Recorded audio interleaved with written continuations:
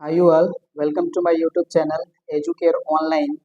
हम लोग previous class में रिलेशन और उस पे बेस्ड जो एक्सरसाइज थी 2B उसका हम लोगों ने सॉल्यूशन कर लिया है। अगर आप उस वीडियो को नहीं देखे हैं तो आप हमारे प्लेलिस्ट से जाके उसको देख सकते हैं। ठीक है, आज हम लोग फंक्शन के बारे में पढ़ेंगे कि फंक्शन क्या होता है, उसका डोमेन और रेंज क्या होता है, और कोई भी अगर रिलेशन है तो वो कब और किस केस में फंक्शन कहलाएगी। ठीक है, तो देखिए फंक्शन जो होता है हमारा, ये भी एक स्पेशल टाइप ऑफ रिलेशन ही होता है, जिसमें क्या होता है कि जो हमारा सेट ए के जो एलिमेंट्स हैं, ठीक है, सबके सब क्या करने चाहिए कि यूनिक इमेज फॉर्म करने चाहिए सेट बी में। ठीक है, इसके डेफिनेशन को हम लोग पढ़ते हैं और वो सारी चीजें हम लोग समझते हैं। ठीक है, तो चलिए मैं स्टार्ट करता हूँ फंक्शन से। तो देखिए हमारा फंक्शन क्या होता है, right.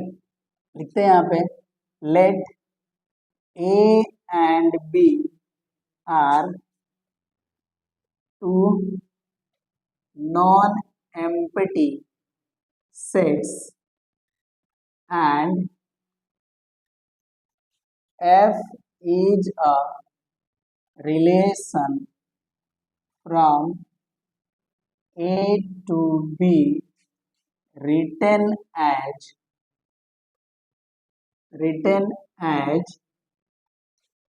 F over A to B is said to be function if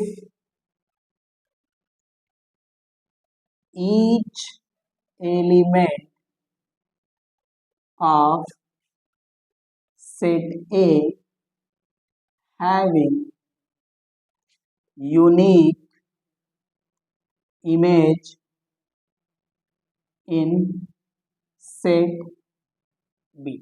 ठीक है, मैंने क्या बताया आपको कि फंक्शन जो होता है वो क्या होता है, एक स्पेशल टाइप ऑफ रिलेशन होता है।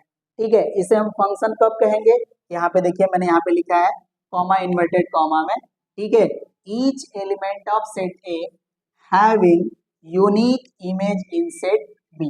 इसका मतलब ये हो गया कि सेट ए के सभी एलिमेंट क्या करेंगे, रिलेशन में पार्टिसिपेट करेंगे, और उसके साथ ही साथ क्या होने चाहिए, यूनिक इमेज फॉर्म करनी चाहिए सेट बी में। कहने का मतलब ये कि सेट ए में हमारे जितने भी एलिमेंट हैं वो सेट बी के एक ही एलिमेंट के साथ क्या होने चाहिए, कनेक्टेड होने चाहिए।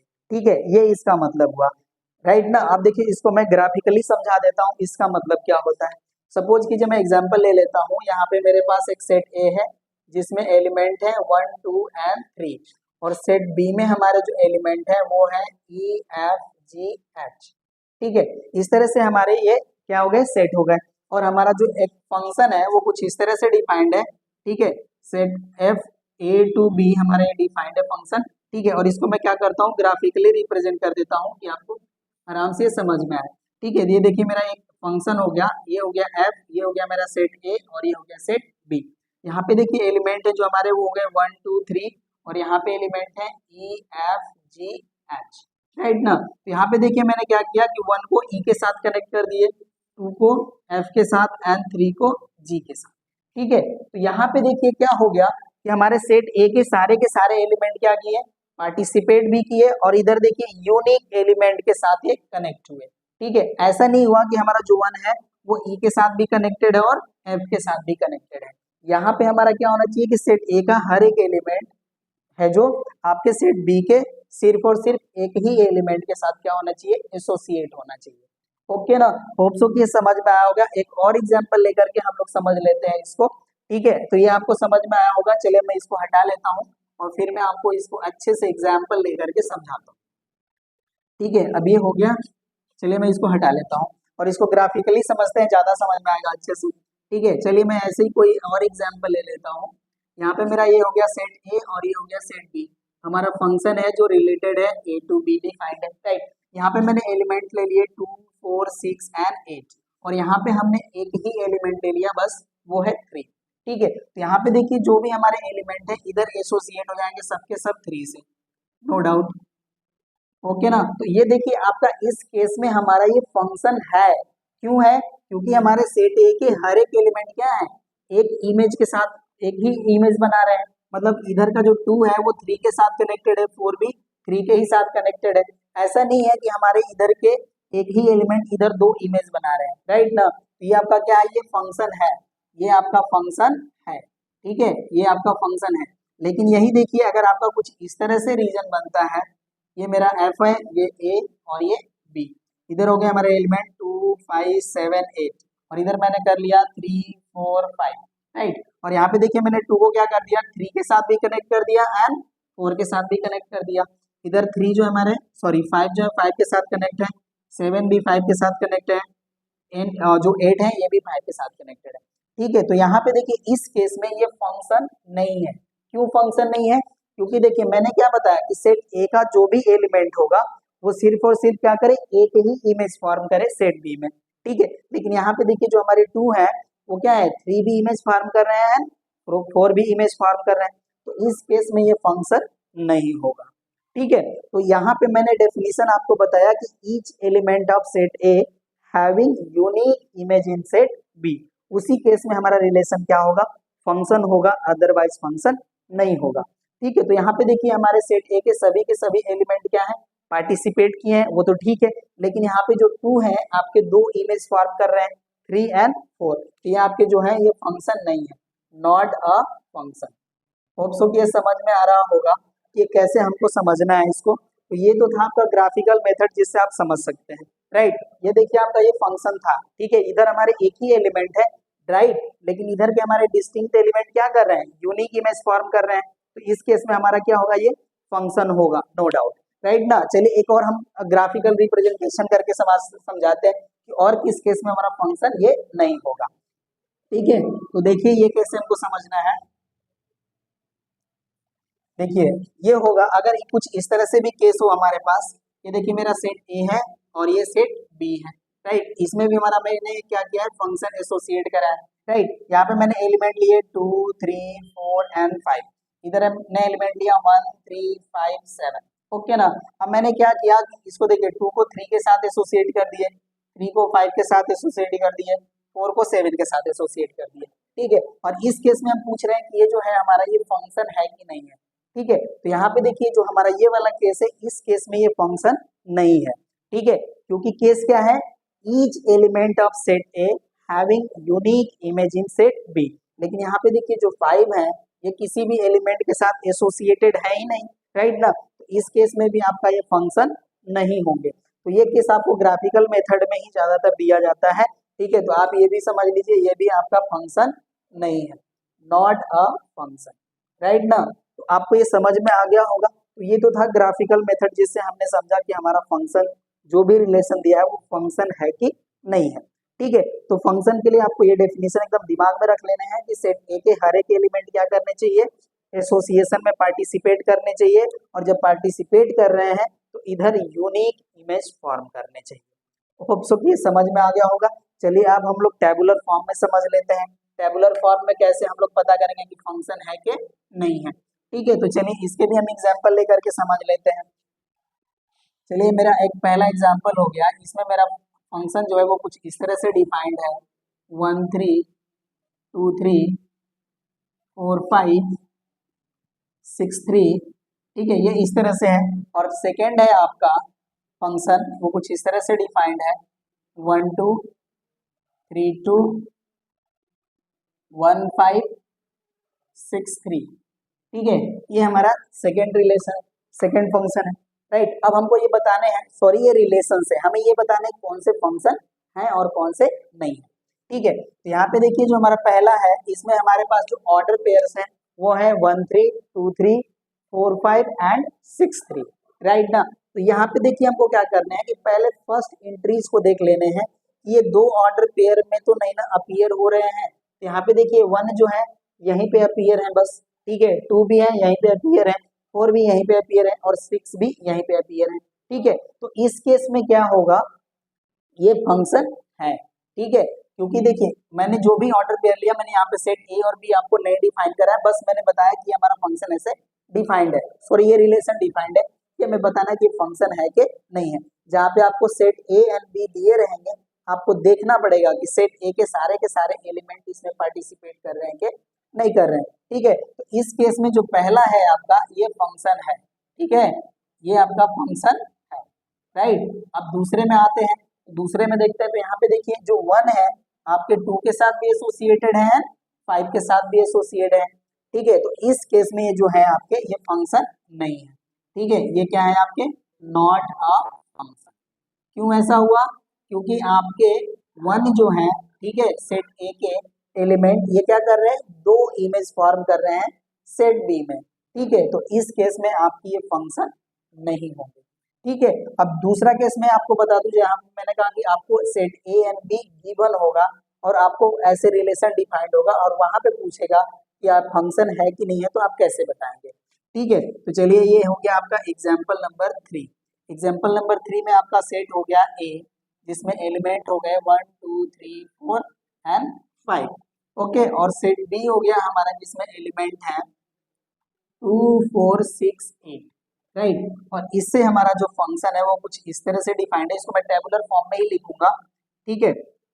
ये मेरा फर्स्ट है फंक्शन, इसमें हमारे जो ऑर्डर पेयर बन रहे हैं वो आपके आ रहे हैं 1 2 2 4 3 6 4 8 एंड 5 8, राइट। ये आपका पहला एग्जाम्पल हो गया। और दूसरा मैं एग्जाम्पल ले ले रहा हूँ, एफ हमारा कुछ इस तरह से डिफाइंड है 1 2 2 4 3 6 5 8, ठीक है। ये आपका दूसरा वाला फंक्शन इस तरह से है, ठीक है। और तीसरा भी हम ले लेते हैं समझने के लिए, ठीक है। ये हो गया हमारा 1 2 3 4 2 6 4 5 1 8 एंड 5 8, ठीक है। अब देखिए हमने 3 यहाँ पे रिलेशंस बताए हैं, अब इसमें हमको बताने हैं कौन फंक्शन है कौन फंक्शन नहीं है, ठीक है। यहाँ पे आपका सेट ए और सेट बी गिवन है, राइट। तो यहाँ पे देखिए जो हमारे फर्स्ट एंट्रीज होनी चाहिए वो सेट ए के होनी चाहिए और ए के सारे एलिमेंट यहाँ पे अवेलेबल होने चाहिए। तो यहाँ पे देखिए 1 है 2 है 3 है 4 है 5 है, यहाँ भी 1 2 3 4 5 ऑलरेडी है, ठीक है। और कहीं पे भी ये डबल बार एग्जिस्ट नहीं हो रहा है, ठीक है। ये हमारा फंक्शन है, ठीक है। क्यों? क्योंकि हमारे सेट ए के हर एक एलिमेंट क्या कर रहे हैं, इमेज फॉर्म कर रहे हैं सेट बी में, ठीक है। तो ये हमारा फंक्शन हो गया। सेकेंड पे आते हैं, यहाँ पे देखिए 1 2 2 4 3 6 5 8 है, यहाँ पे आपके पास एक एलिमेंट है सेट ए में जो प्री इमेज नहीं इमेज नहीं फॉर्म कर रहे हैं, वो कौन है? यहाँ पे देखिए 4 है जो यहाँ पे इमेज फॉर्म नहीं कर रहे हैं, ये आपके फंक्शन नहीं है, ठीक है। अब थर्ड पे आते हैं, थर्ड देखिए क्या है 1 2 3 4 2 6 4 5 1 8 5 8, ठीक है। तो यहाँ पे देखिए फर्स्ट एंट्रीज 1 2 3 4 5 अवेलेबल तो है, लेकिन यहाँ पे आपके जो 1 है वो कुछ ऐसे एलिमेंट है कि देखिए यहाँ पे 2 इमेज फॉर्म कर रहे हैं, 2 भी एंड 8 भी, ठीक है। तो मैंने क्या बताया कि सेट ए के हर एक एलिमेंट को क्या करनी चाहिए, यूनिक इमेज फॉर्म करनी चाहिए, ठीक है। तो यहाँ पे देखिए 1 जो 2 भी इमेज फॉर्म कर रहे हैं और 8 भी फॉर्म कर रहे हैं, ये भी आपके फंक्शन नहीं, ठीक है। तो इस तरह से आप एग्जाम्पल्स को समझ सकते हैं अच्छे से, ठीक है। और चलिए मैं एक और तरीका यूज करता हूँ, उससे आपको फंक्शन होप सो कि बहुत इजीली समझ में आ जाएगा, ठीक है। तो चलिए मैं इसको हटा लेता हूँ और आपको फिर से मैं समझाता हूँ कि फंक्शन को कैसे समझना है, राइट। तो अब देखिए ये होता क्या है, जैसे मैंने कह लिया कि हमारे पास सेट ए एंड बी होने चाहिए और वो नॉन एम्प्टी होने चाहिए, ठीक है। तो चलिए मैं इसको समझा लेता हूँ। ये देखिए हमारा फंक्शन है जो ए टू बी एसोसिएटेड है, राइट। तो यहाँ पे देखिए इसको समझिए, ये जो सेट है ये फादर्स का सेट है, ठीक है। और ए जो है सेट ये आपके चिल्ड्रेंस का है, ठीक है, ये चिल्ड्रेन का सेट है, राइट। ऐसे समझना है, ठीक है। तो यहाँ पे देखिए हम लोग बायोलॉजिकली इसको समझते हैं, उस तरह से ज्यादा अच्छे से समझ में आएगा, ठीक है। यहाँ पे देखिए जो चिल्ड्रेन है, राइट। तो चिल्ड्रेन का जो बायोलॉजिकली फादर हो सकता है वो सिर्फ और सिर्फ एक ही हो सकता है, राइट। तो देखिए यहाँ पे जो भी चिल्ड्रेन होगा उसके फादर इधर एक ही होंगे, ऐसे समझना है, राइट। और यहाँ पे देखिए जो फादर है, इस फादर के बायोलॉजिकली कई बच्चे हो सकते हैं, ठीक है, ऐसे समझना है। तो इधर का जो एलिमेंट है इधर के कई सारे एलिमेंट के साथ कनेक्ट हो सकता है, नो डाउट, बट इधर का जो भी एलिमेंट होगा इधर सिर्फ और सिर्फ एक ही एलिमेंट के साथ कनेक्टेड होना चाहिए, होप सो कि ये समझ में आ गया होगा, क्योंकि फादर जो होगा किसी भी बच्चे का बायोलॉजिकली यूनिक होगा। ठीक है, तो यहाँ पे देखिए जो फादर्स का जो मतलब ये जो सेट है आपका, इसमें जो भी एलिमेंट होंगे, ठीक है, इधर के जो हम एलिमेंट लेंगे तो वो जो होंगे सिर्फ और सिर्फ एक ही एलिमेंट के साथ कनेक्टेड होंगे, लेकिन इधर जो भी एलिमेंट है, ठीक है, अगर एक है या दो है तो वो कई सारे इधर के एलिमेंट के साथ कनेक्ट हो सकते हैं, क्योंकि एक फादर के कई बच्चे हो सकते हैं। ठीक है, तो होप सो कि ये समझ में आ गया होगा। इस तरह से आप समझिए कि each element of set A having unique image in set B. ठीक है, और ऐसे भी समझिए जो भी चिल्ड्रेन होंगे तो उनके फादर तो जरूरी होंगे। ठीक है, भले वो इस यूनिवर्स में है या नहीं है वो बात की बात है, बट जो भी बच्चा होगा उसके यूनिक ही फादर होंगे। ठीक है, तो होप सो कि ये समझ में आ गया होगा कि फंक्शन क्या होता है। ओके ना, चलिए अब हम लोग और भी कुछ चीजें समझ लेते हैं इससे। ठीक है, तो अब देखिए इसको हम लोग लिखेंगे तो समझेंगे कैसे। ठीक है, अब मान लीजिए कि हमारे पास कोई एक्स एलिमेंट है जो सेट ए में बिलोंग करता है, ठीक है, और एक वाई जो है वो दूसरा एलिमेंट है जो सेट बी में बिलोंग कर रहा है, राइट। और मैंने क्या किया कि एक फंक्शन डिफाइन किया ए टू बी। ठीक है, तो यहाँ पे देखिए जब हम फंक्शन डिफाइन करेंगे तो इससे हमें वैल्यू क्या मिलती है, इससे हमें वैल्यू मिलती है एफ एक्स टाइप की। ठीक है, तो ये एफ एक्स किसकी वैल्यू मिलती है, ये वाई की मिलती है, राइट। तो इसको देखिए हम लोग y equal to f x लिख सकते हैं। ठीक है, ये डिफाइंड कैसे होता है इसको समझना है, राइट ना। तो इसको देखिए समझ लेते हैं, ये y equal to f x मैंने लिखा तो इसको समझना कैसे। देखिए ये मेरे पास सेट ए हो गया और इधर सेट बी हो गया, राइट। तो यहाँ पे देखिए जब हम फंक्शन को एसोसिएट करते हैं तो मैंने कहा कि x जो है हमारा एलिमेंट वो सेट ए का है। ठीक है, जब इस पे देखिए जब हम f अप्लाई करते हैं तो हमें जो वैल्यू मिलती है यहाँ पे वो f x equal to value मिलती है, और y को मैंने किसका एलिमेंट कहा, सेट बी का।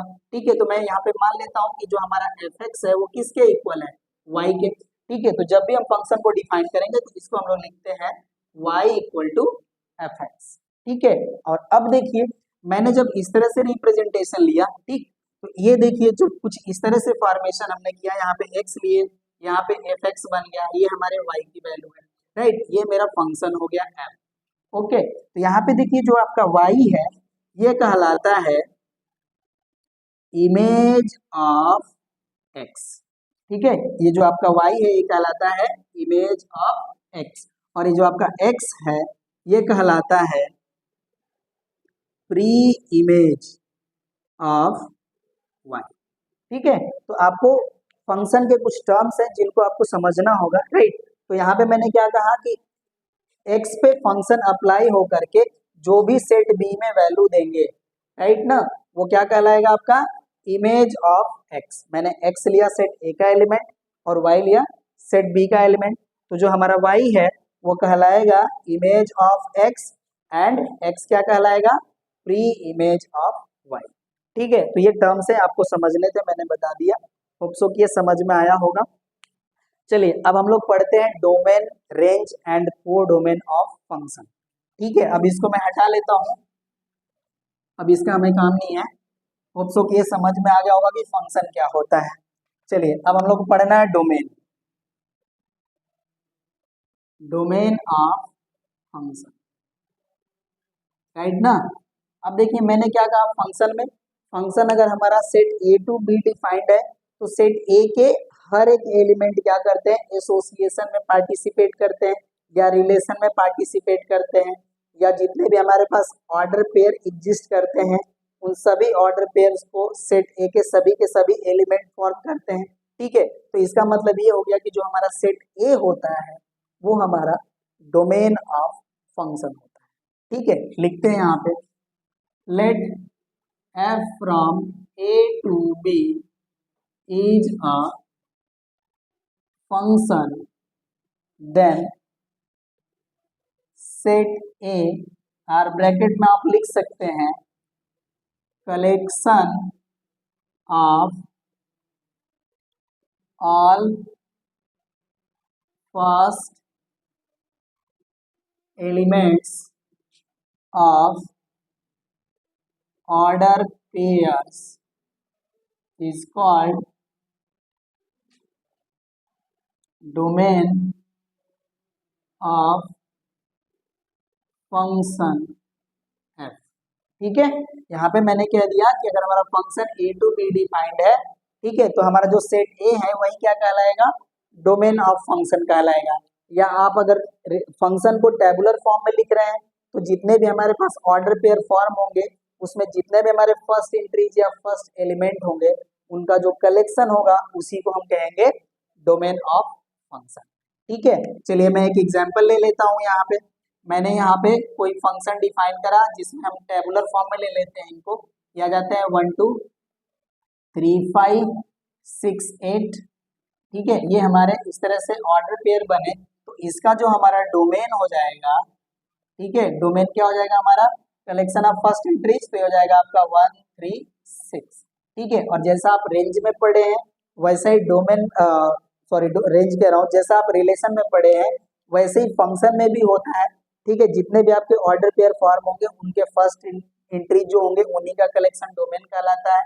लेकिन जहाँ पे आपको ऑर्डर पेयर में नहीं दिया हुआ है, ठीक है, तो आप देख लीजिए आपका फंक्शन किस सेट से किस सेट में डिफाइंड है, तो आपका जो पहला सेट है वही आपका डोमेन हो जाएगा, राइट ना। तो ये आपका हो गया डोमेन। अब आते हैं हम लोग रेंज पे। ठीक है, तो रेंज क्या होगा, let f from a to b is any function or a function, you may say is a function, then the collection of all second entries या एलिमेंट्स। ठीक है, एंट्रीज कहिए या एलिमेंट्स कहिए, बात एक ही है। ठीक है, elements is called range. Okay, और रेंज देखिए क्या हो जाएगा, इसी सेट से हम ले लेते हैं तो इसका जो रेंज हो जाएगा हमारा, इसी एग्जांपल के लिए, तो रेंज जो होगा हमारा वो हो जाएगा 2 5 एंड 8। ठीक है, और अगर आपकी कोडोमेन की बात होती है तो आपका सेट बी जो होता है वो होता है कोडोमेन, जो आपका रिलेशन में होता है वही कोडोमेन आपका फंक्शन में होता है। ठीक है, तो होप सो कि ये समझ में आया होगा जो आपके डेफिनेशन से इससे रिलेटेड। ओके ना, तो ऐसे ही आपको सारी चीजें करनी है। फंक्शन के डेफिनेशन आप समझ लीजिए, समझ लिए कि कोई भी रिलेशन फंक्शन कब कहलाएगा, उसका डोमेन और रेंज हम कैसे बताएंगे। ठीक है, तो ये सारी चीजें हो गई। अब इस पे बेस्ड आपकी जो एक्सरसाइज है 2C, ठीक है, अब उसको हम लोग सॉल्व करेंगे, राइट ना। तो हम लोग उसके लिए मिलेंगे नेक्स्ट क्लास में। इस क्लास में बस इतना ही। Thank you.